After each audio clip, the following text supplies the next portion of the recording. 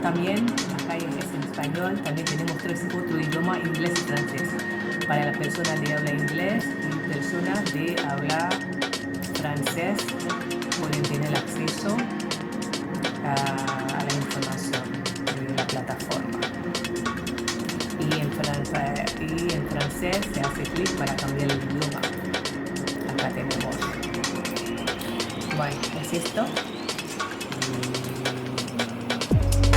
Volvemos a español para el álbum. Ahí tenemos.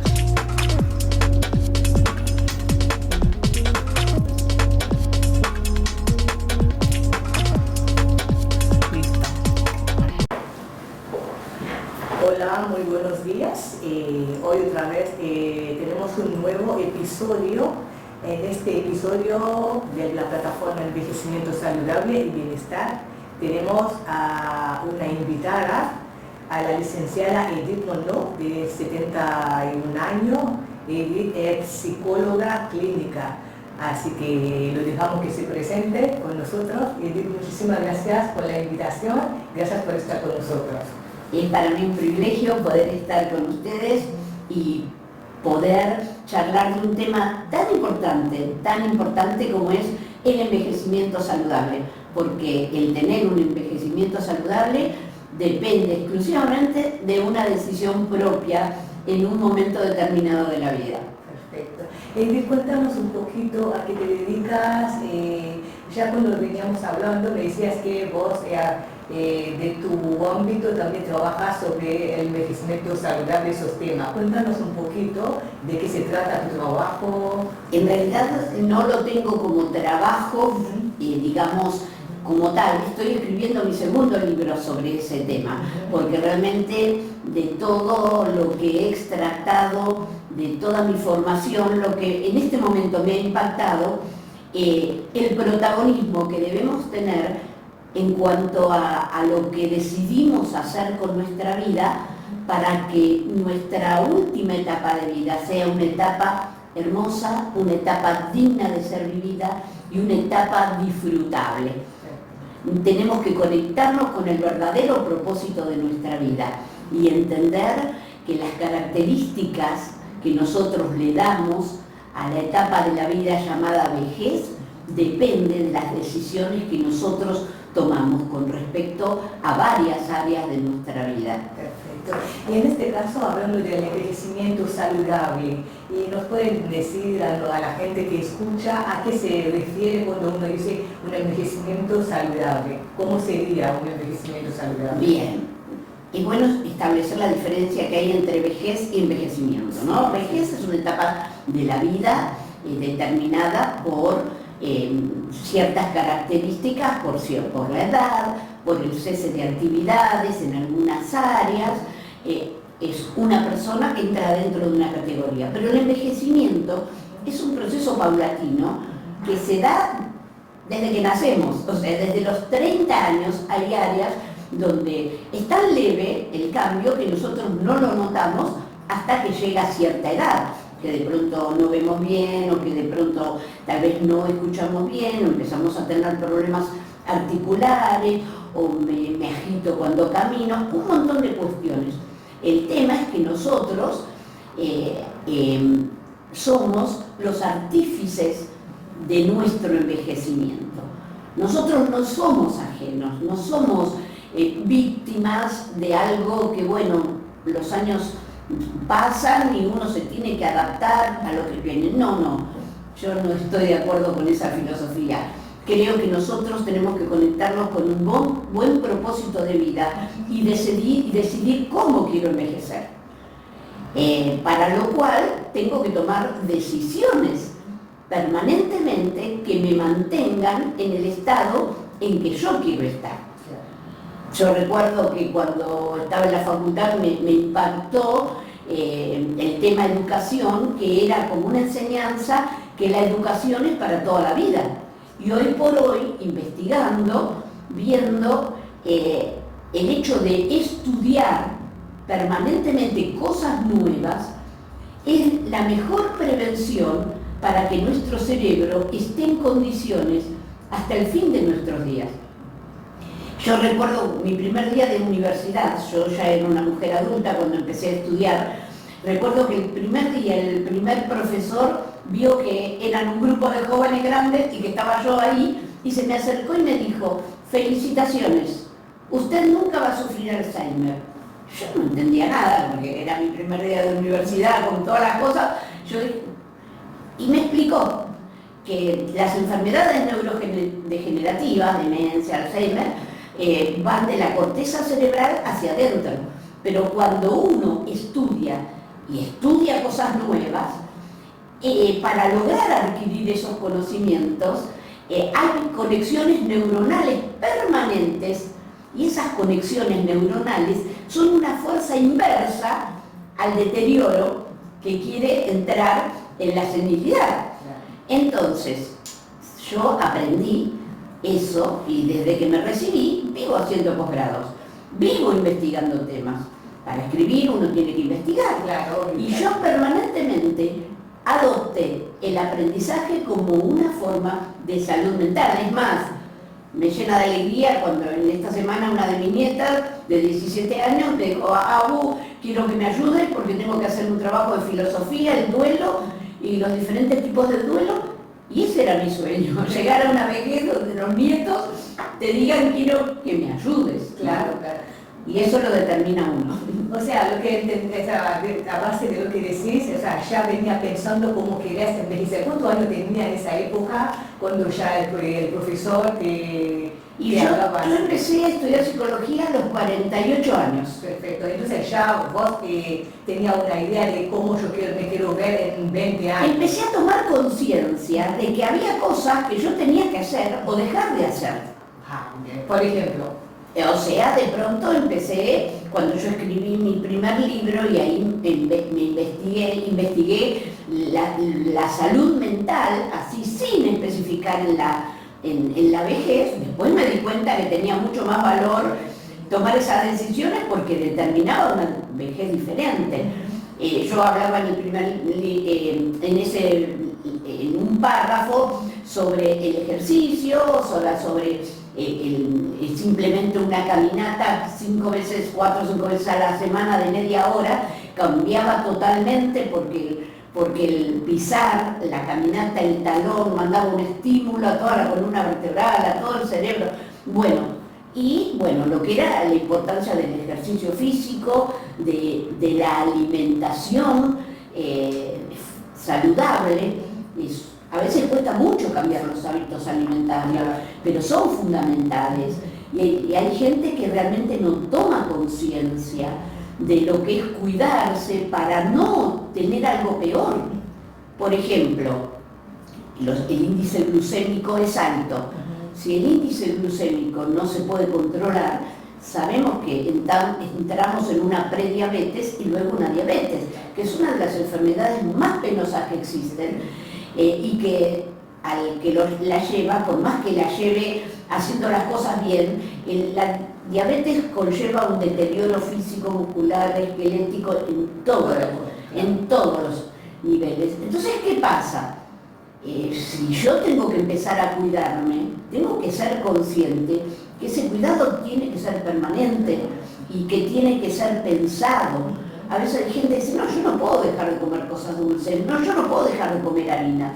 Bueno, hay postres que se pueden hacer sin azúcar, sin harina, hay postres a base de frutas, hoy hay azúcares que se extraen de la fruta directamente, que las dietéticas se pueden comprar y realmente, si uno equipara el tema de mi salud, el valor que tiene preservar el no caer en una diabetes, es mucho más valiosa que decir: me restringo de estos alimentos. No, porque incluso a veces nosotros sabemos que hay una genética, pero hay una genética, o sea, por la cual nosotros a veces tenemos el envejecer de tal o cual manera, a veces tiene que ver con la genética, porque muchas veces es genético esa proclividad a enfermarse. Pero cuando hablamos de genética hay una muy buena noticia, que es la epigenética. La epigenética es toda la ciencia que estudia cuáles son los factores que pueden modificar esa genética. Porque hay una persona que me puede decir, bueno, pero mi mamá y mi papá fueron diabéticos. O sea, yo, chao, tengo, como se dice acá, la espada de Damocles, voy a tener... No, porque si yo trabajo, si yo hago ejercicio físico, si yo trato y estoy en un peso acorde a mi edad y a mi estatura, si yo como saludablemente y me pongo en tratamiento con un nutricionista que me enseñe cómo comer para mantener el índice glucémico bajo, no tengo por qué padecer diabetes. O sea, a eso me refiero yo, que tiene el valor de cómo me posiciono yo como adulto para decir qué tipo de vejez quiero tener. Y a algunas cosas les tengo que decir que sí, y a algunas cosas les tengo que decir que no. Claro, perfecto. Yo, por ejemplo, entendí el valor del ejercicio físico y yo todos los días entreno 1 hora de natación, 1 hora de caminata al aire libre y 1 hora de gimnasia. O sea, hay gente que te dice, ay, pero vos no haces nada, ¿qué tiempo que tenés? Bueno, les cuento, amigos, que yo me levanto temprano, todos los días hago consultorio online, estoy toda la mañana hasta el mediodía, después como algo muy livianito y saludable y empiezo mi rutina. Y quieren que les diga, me queda tiempo también para atender a la tarde más pacientes. O sea, como todo es un tema de organizarse, ¿no? Exactamente. Perfecto. Exactamente. Y por ejemplo, una consulta, bueno, en tu caso ya tiene la información, ya tiene la conciencia de cómo hacer. Ponele, no, hay un grupo de población que capaz no tiene la información exacta. ¿Cómo podríamos abordar ese tema para que acceda a la información? Primero tiene que saber. Una cosa que yo quiero cuidar, yo quiero tener, o sea, llegar a una vejez saludable, pero hay otro que no sabe cómo podríamos abordar ese tema. Bien, mira, me estás diciendo eso y me acuerdo de un tema que es la sexalescencia.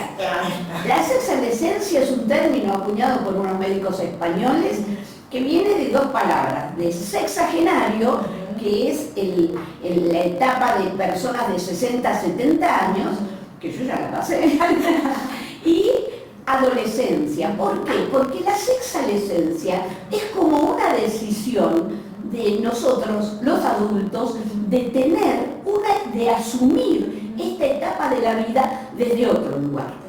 No desde el lugar de la resignación, sino desde un lugar de reinvención. ¿Quién quiero ser yo en esta etapa? ¿Qué propósito tengo con mi vida en esta etapa? Es encontrarme conmigo mismo y con mis propios deseos. Muchas veces, especialmente las mujeres, vivimos desde los roles, que soy esposa, que soy madre, no me puedo despegar, termino de ser madre y le empiezo a cuidar los nenes a mi hija o mi hijo, y me la paso viviendo para el otro y no me conecto con mi propia vida y no me conecto con mis propios deseos y quién quiero ser. El sexalescente es una persona que tiene edad, que no la oculta, que no tiene problema en decir su edad, pero vive y disfruta desde la conexión con su propio ser, con sus propósitos, no niega la tecnología, trata de adaptarse dentro de lo que puede y lo que puede ir aprendiendo. Es una persona mayor que vive capacitándose, estudiando, haciendo cursos, que socializa, que tiene vida propia. No es esa persona que no tiene nada que hacer y la gente le dice, uy, decirle a la abuela que no tiene nada que hacer, que vaya tu mamá a buscar a los chicos porque no tiene nada que hacer. Es como que si fuese el rol sería eso. No, tenemos mucho para hacer porque nos sentamos a decidir qué queremos hacer con nuestra vida. Claro.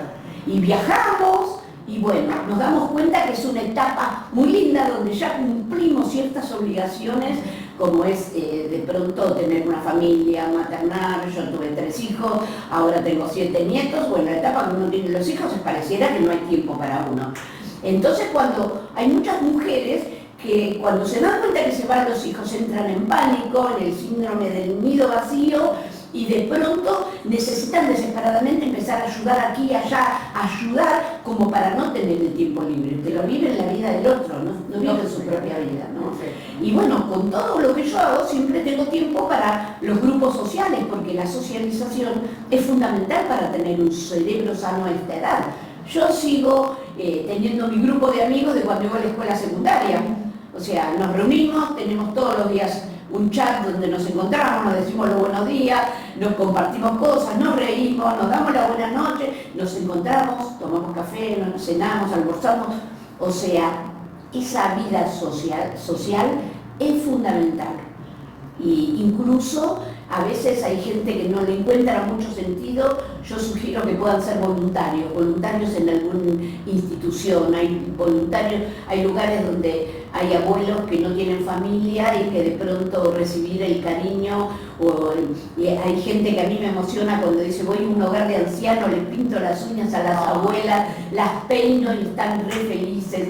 Hay otras personas que tal vez les gusta el hecho de ayuda desde como proteccionista a animales. Siempre que nosotros somos parte de algo mayor que nosotros, creo que eso nos da la dimensión de la utilidad de nuestra propia vida, ¿no? Perfecto.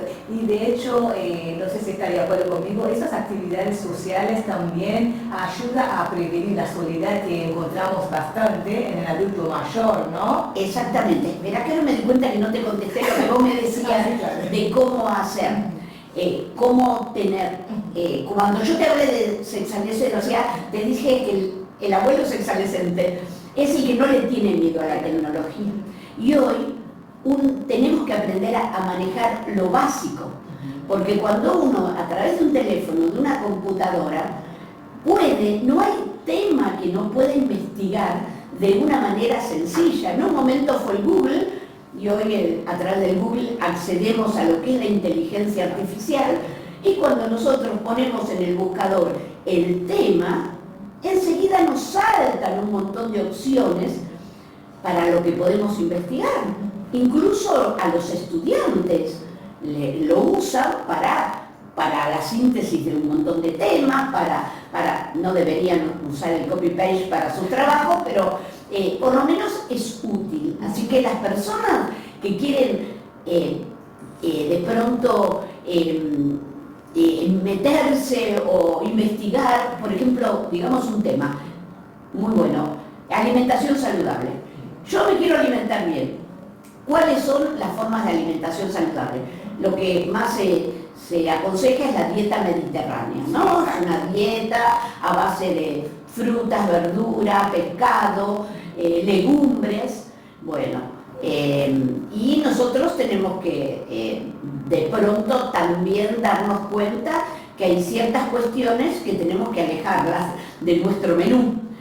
Tenemos que ayudar tal vez al peso, como comer menos, hacer que la porción sea más pequeña y bueno, compensar el tema del sobrepeso con ejercicio físico, con el hecho de yo no hago cinta en el gimnasio, porque yo necesito el contacto con la naturaleza. Ah, bien. Entonces camino 10 cuadras de mi casa, voy a una plaza y realmente es tremendo el bienestar que me genera ver los árboles, escuchar los pájaros.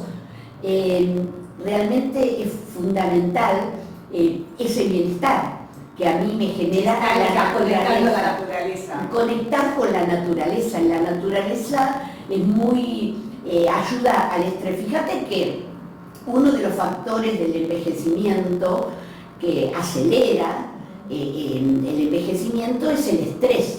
Para terminar ese episodio, no sé si querías presentar su último libro a la gente. Bien, mi libro se llama Corazón Inteligente y bueno, trata de cómo las emociones afectan el cuerpo. Lo pueden encontrar en cualquier librería del país, las librerías Jenny, el Ateneo, Cúspide o también online lo pueden encontrar. Y un mensaje para las personas grandes, ¿qué le diría a ellos? Bueno, nosotros si somos grandes hemos vivido mucho y hemos dado mucho a los demás. Esta etapa es una etapa para mirar a nosotros mismos. ¿qué tenemos que hacer por nosotros? Tenemos que tener un objetivo, un proyecto de vida y tenemos que darnos cuenta que nosotros mismos somos la única persona que va a estar hasta el final. Así que vale la pena adaptar y crear una alimentación saludable, un ritmo de ejercicio físico saludable y un sistema de aprendizaje y de vínculos saludables hasta el final de nuestros días. Eso va a hacer que nuestra inmunidad se eleve y que estemos teniendo un envejecimiento saludable. Muchísimas gracias, Edith, por la invitación, por aceptar la invitación y por estar ahí con nosotros. Así que nos veremos para un próximo episodio. Con mucho gusto, Dana. Gracias.